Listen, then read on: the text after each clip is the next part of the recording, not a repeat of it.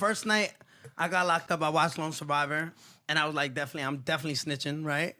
and then, no, seriously, Everybody in hip-hop knows the code. You do not talk to the police. You do not cooperate with the feds. You do not put your name next to the words government witness. That rule has been drilled into this culture since day one. It does not matter how long the sentence is. It does not matter how much pressure they put on you. You hold it down, you do your time, and you come home with your reputation intact. But here is the truth that nobody wants to say out loud. Not everybody can hold water. And when the federal government comes at you with RICO charges and decades behind bars, that pressure has a way of revealing exactly who a person really is. Today we are pulling back the curtain on some of the most controversial, most debated, and most confirmed snitch cases in the history of hip-hop. Some of these names are gonna shock you. Some of them are gonna have you nodding your head like you already knew. And some of them are gonna remind you that in this era of RICO indictments and federal task forces, the line between snitching and surviving has never been thinner. We are talking Snoop Dogg, Fat Joe, Gunna, Young Thug, Kasanova, Herbo, 3 Greedo, and FBG Butter. Strap in, this is gonna be a long one. Snoop Dogg. Start with the name that is gonna make half the room uncomfortable. Snoop Dogg. Now before you reach for the comments section, hear this out. Snoop is not confirmed to have snitched on anybody. There are no verified court documents with his signature on a cooperation agreement. But the allegations exist, they are specific, and they came from a source that the streets could not just wave away. When Tekashi 669 and got out of federal prison in 2020, after cooperating with the government and testifying against his entire 9 Trey Gangsta Bloods crew in open court, he did not come home quiet. He came home on a mission. He did not just accept the rat label and disappear. He looked around the entire rap industry at all the people calling him a snitch and said, hold on, some of y'all got paperwork too. And the first person he pointed at was Snoop Dogg. And the hip-hop unwritten rule is don't snitch, right? But let's talk about all the, just what it is. The niggas who's not Spanish, black niggas that snitch, right? Snoop Dogg, Gunna, Young Thug, right? 50 Cent with Supreme Team Irv Gotti. And Suge Knight, the nigga who's hung a nigga off a balcony, was like, yo, Snoop Dogg told, he write letters to the warden. I was on the phone with Suge Knight. But because Snoop Dogg... 669 posted footage of himself watching an interview with Death Row Records founder Suge Knight, who was sitting in prison at the time. In that interview, Suge made a very calculated statement. He said that whenever a person gets arrested alongside a crew and somehow walks away without going to prison, that person is a rat. Full stop. And it was crystal clear who Suge was talking about. The specific allegation was that Snoop had cooperated with federal authorities against Suge Knight himself, the very man who signed him to death row, the label that gave Snoop his platform and made him a star. The claim was that paperwork existed with Snoop's government name, Calvin Broadus, on a cooperation agreement with prosecutors. Snoop went on Instagram Live and fired back fast. Wouldn't be the American Witness Awards without someone ratting out a relative. Here's the winner of the Tekashi 6ix9ine Memorial Snitch Award. Talking about a string of house fires. Last time you said something, I ain't had time. But today, I got time. You better get the fuck off my line, nigga. Rat boy. You really better leave me alone. I ain't the one. No way. No way. Go on and do your shit and get out my way, bitch. You funky dog head, rainbow head, dog head bitch. Yeah, you. And he does, which is throw grenades at everybody else to take the heat off himself. But the streets remember, and that conversation never fully died. Fat Joe. Next up is the Bronx legend, who built part of his entire public image around the anti-snitch code. Fat Joe. This one hits different because of the hypocrisy angle. Fat Joe is one of the loudest voices in hip-hop against cooperation with law enforcement. He is the same man who went on record saying Tekashi 669 and could never be his friend again after he cooperated with the feds. He has preached the code for decades. So when the allegations came out against him personally, the internet lost its mind. The day 6ix9ine sat on that stage, Fat Joe's a 6ix9ine, he gave guys 20 years in jail. All the guys, he was like, oh, but it's in your character whether you're gonna tell or you're not gonna tell. So 6ix9ine was telling. Yeah, Fat Joe, you're a He was hanging out with these cops before they even went. Like, he put a lot of good people in jail, man. You're a captain of the cap. Like, nobody believe. Even your co-host who's Jadakiss don't believe you. Every time you say a cap, that nigga like 50 Cent. What about 50 Cent? So let's talk about 50. But what about it? That's your man. In August 2021, Fat Joe's former Terror Squad member Cuban Link came forward with a very public accusation. Cuban Link and Fat Joe have had a long-running beef that goes back years, rooted in creative differences and money disputes. But this time, Cuban Link was not just throwing shade. He said he had paperwork. He posted it on Instagram for the world to see. And the documents he shared had Fat Joe's full government name, Joseph Antonio Cartagena, written right on them. The details in those alleged documents were extremely specific. According to the paperwork Cuban Link circulated, Fat Joe had spoken to law enforcement during his street days in the Bronx and told them he sold crack cocaine on Union Avenue, but the crack admission was almost secondary to what came next. The documents allegedly showed Fat Joe naming a man called Marquio Stroud as the person who killed a man known as Truth, and describing it as a favor done for a local street crew. On top of that, the documents allegedly listed multiple other individuals connected to murders, all of which supposedly came out of Fat Joe's own mouth in conversation with police. When Fat Joe got word that this was circulating online, he jumped on Instagram Live and went in hard for nearly 50 minutes straight. He called those documents the most fabricated and false paperwork he had ever seen in the history of mankind. He acknowledged that the people named in those documents were real, that they genuinely did go to prison for 20 years. But he said he never met those men in his life. He said they do not know him. And he said if he had truly told on them, those guys would know exactly who he is, and they simply do not. Now here is the important detail. Cuban Link himself admitted from the beginning that the documents might not be authentic. Radio personality Star, who reported on the paperwork first on his YouTube show, also said on air that he was not fully sure of the authenticity and that he needed someone to verify it before treating it as fact. So the chain of custody on those documents was already shaky before Fat Joe even opened his mouth. But here is what makes this story so compelling regardless of what is true. Fat Joe is the same man who told the world in plain language that snitches cannot be his friends. He built his public brand around being anti-cooperator. If those documents are real, it means the loudest voice in the room against snitching was the one with paperwork sitting in his past.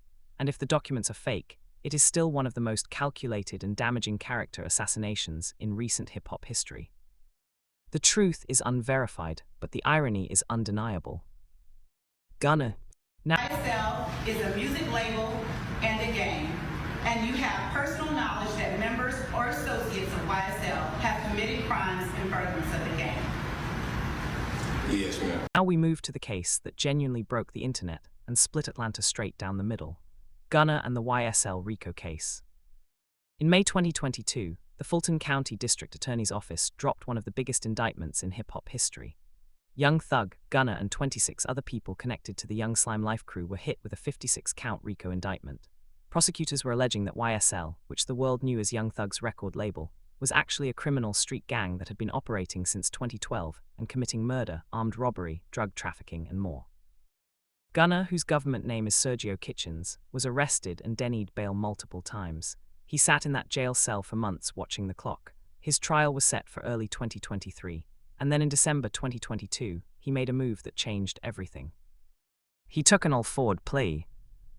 For those who do not know what that means, an all-forward plea is a specific type of guilty plea where the defendant says to the court, "I believe the prosecution has enough evidence to convict me, but I am not personally admitting that I committed the crime." It is a legal maneuver that lets you get out without a full confession. But what made Gunna's version of this so explosive was what he was required to say out loud in open court as part of the agreement. The judge asked him directly whether YSL was both a music label and a street gang. Gunna said yes. The judge asked whether he had personal knowledge that members of YSL had committed crimes in furtherance of that gang. Gunna said yes again. And then he looked into that courtroom and stated for the record that YSL is a gang that must end. The streets went completely insane. Gunna's team moved quickly to control the damage. He released a formal statement through his attorney saying that he had not made any statements to investigators, had not sat down for any interviews, had not cooperated in any traditional sense of the word, and had absolutely no intention of being involved in the trial process as a witness. His legal team maintained consistently that his all-forward plea was never introduced as evidence in Young Thug's case, and that he was never going to be called to the stand. And technically, on paper, that is accurate. The state was never planning to use Gunna as a witness against Thug. But here is the reality that the streets focused on. When you stand in open federal court and declare that your label is a gang and that crimes were committed under its banner, and your co-defendant is still sitting in a cell fighting for his life on the same charges, you have handed the prosecution a narrative. You have given them ammunition. Even if your exact words cannot be used as direct trial evidence, the optics of what you said live in the culture forever. Young Thug heard it from behind bars. He was furious. He expressed publicly that he felt betrayed by someone he considered a genuine brother. We all in this motherfucking trial pushing YSL is not a game. This is the narrative.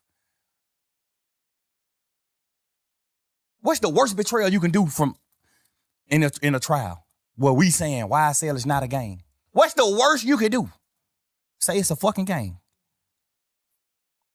Yeah. Nigga, them folk called you second in charge. The two men who built an empire together were now on opposite sides of one of the most talked about legal situations in hip-hop history.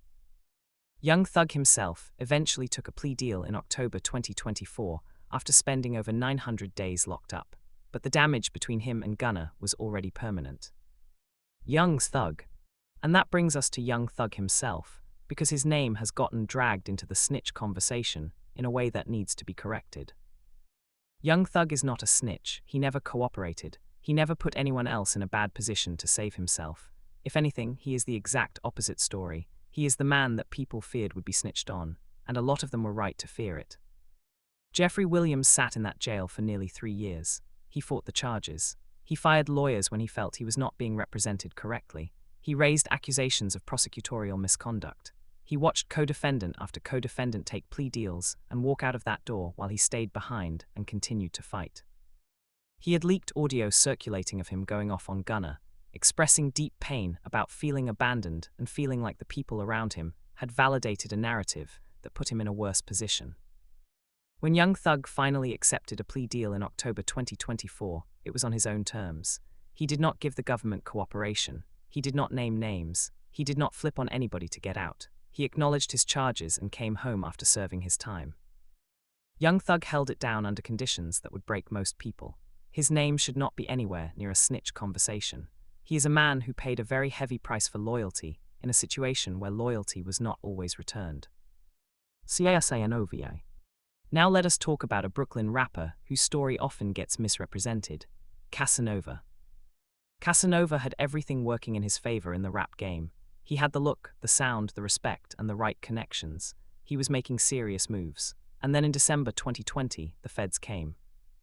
Federal authorities charged 18 members and associates of a crew called the Untouchable Guerrilla Stone Nation Gang, and Kasanova was right in the middle of that indictment.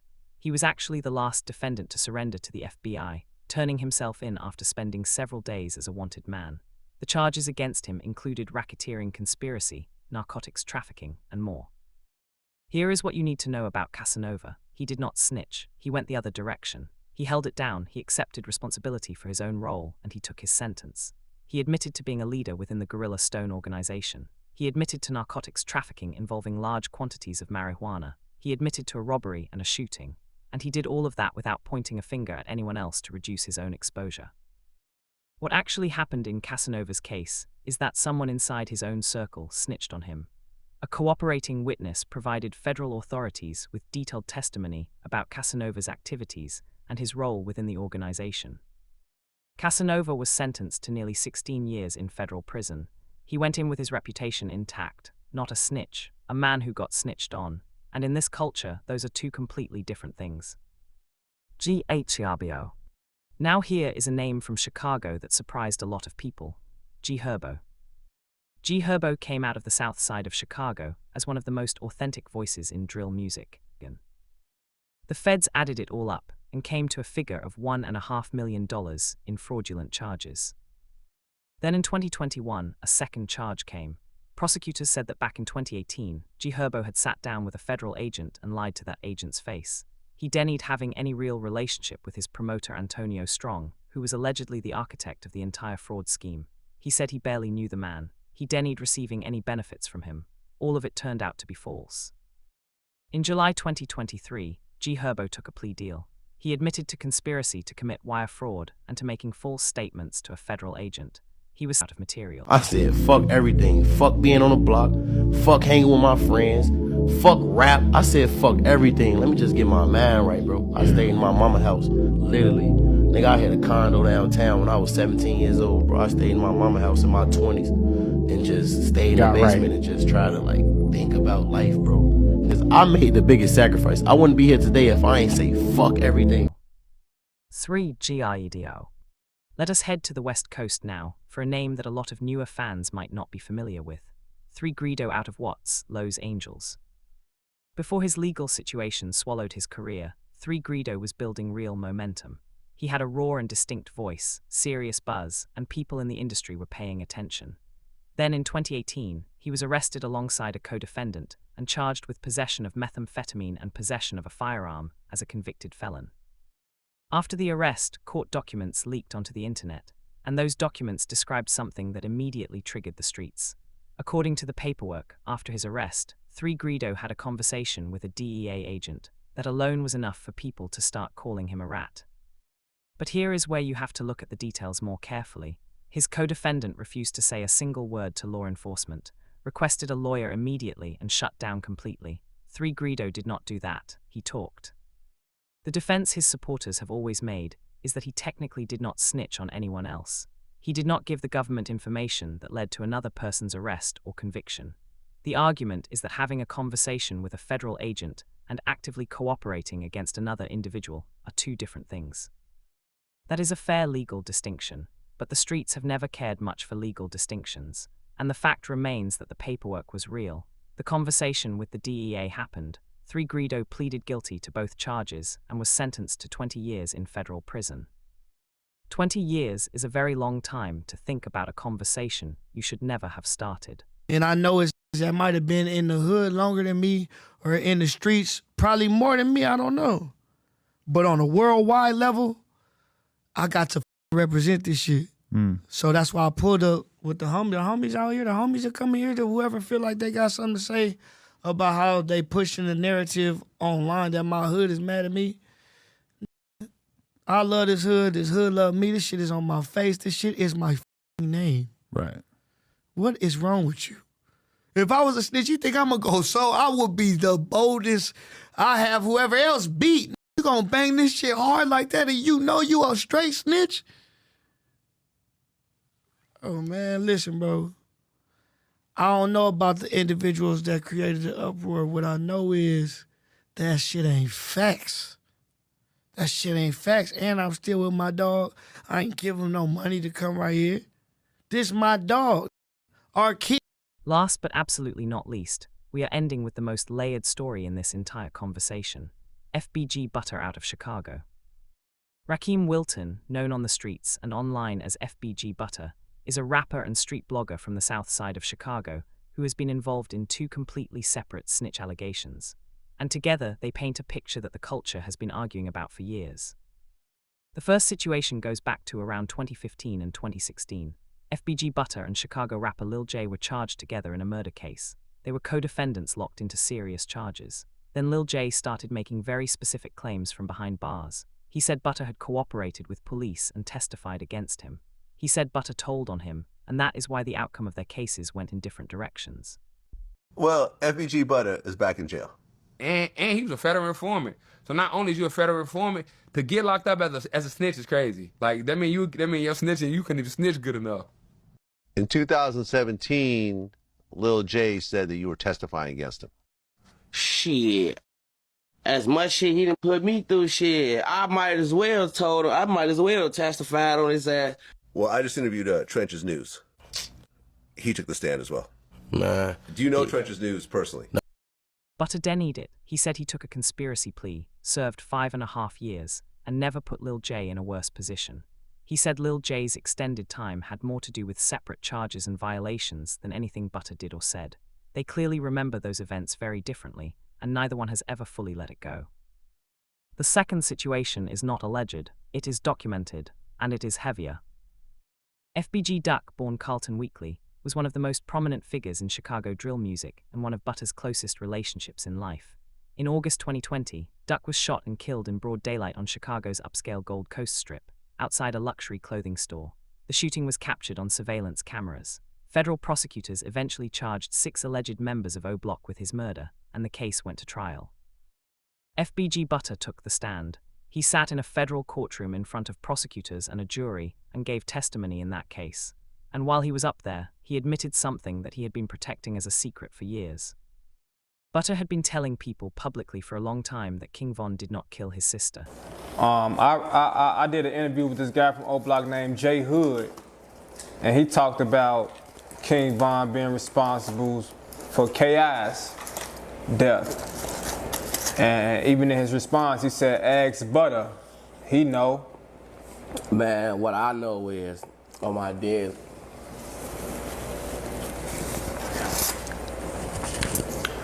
Von didn't kill Kai. Period. And I ain't saying that because Von didn't kill Kyra. I got shot too. I was right there. I got shot too. I saw the motherfucker who popped us. He did. On 1st grade. He maintained that story while Von was alive. He defended it. He never publicly acknowledged what actually happened. But on that witness stand, he told the truth. He confirmed that King Von did in fact stand over his sister and shoot her. A lot of people don't never forgive Von for a lot of the shit he did. I'm not one of those people, you know what I'm saying? If Von did kill Kyra and shoot me on Tuka, I'm not one of the people that don't forgive short. I wish the man was here to... He explained his silence while Von was alive in a very direct way. He said that as long as King Von was breathing and walking these streets, he was never going to say his name to any law enforcement official. Von was killed in Atlanta in November 2020. After that, Butter said, the truth could come out. Now the debate around Butter has 2 sides that will never fully agree. One side says that testifying about the murder of your best friend is completely different from snitching on your crew to save yourself from a prison sentence. That there is a moral difference between seeking justice for someone you loved and rolling over on your people to cut a deal. The other side says it does not matter what the reason is. You swore an oath in a federal courtroom. You gave testimony to prosecutors. In the streets, that is paperwork, period. Both of those arguments have been going back and forth in Chicago and online since that testimony came out. And they are probably going to keep going. The real talk. So here is the question that all of these stories lead back to. What does it actually mean to hold it down when the full weight of the federal government is sitting on your chest? Because that is what we are really talking about here, not just street beef or rap beef. We are talking about situations where the United States government has opened a case, assembled a task force, studied your social media, your music, your relationships, your phone records, and your financial transactions. We are talking about prosecutors who understand RICO law inside and out and know exactly how to use an indictment to create pressure inside a crew and watch who cracks first. The no-snitch code was built in a different era, when cases were local, when the charges were manageable, when the maximum exposure was something a person could weigh and calculate. Federal RICO is a different animal. You are not looking at 5 years or 10 years. You are looking at the rest of your life. And the government is not just coming at you. They are coming at everyone around you, and they are making it very clear that the first one to talk is the one who comes home. In that environment, the code stops being a lifestyle principle and starts being a survival test. And these stories show you in real time who passed that test and who did not. Snoop walked away from the allegations with his reputation mostly intact. Fat Joe is still fighting the narrative to this day. Gunna got out of prison but lost something in Atlanta that money cannot buy back. Young Thug paid the highest personal price and never flipped on a soul. Kasanova went to federal prison with his name clean. Herbo sidestepped prison time but handed the internet a lifetime of material. Greedo is serving 20 years after a conversation he should never have had. And FBG Butter sat in a federal courtroom and made a choice that the streets are still arguing about. Every single one of these cases tells you something true about this culture and about the pressure that the justice system puts on the people inside it. The feds have studied hip-hop. They know the music. They know the relationships. They know how to use all of it against you. And when that moment comes, when they are sitting across from you and offering you a way out, what you do in that room defines everything. Whoever you thought was solid, remember this. Paperwork has a way of showing up when you least expect it. That is the truth about rappers who snitched.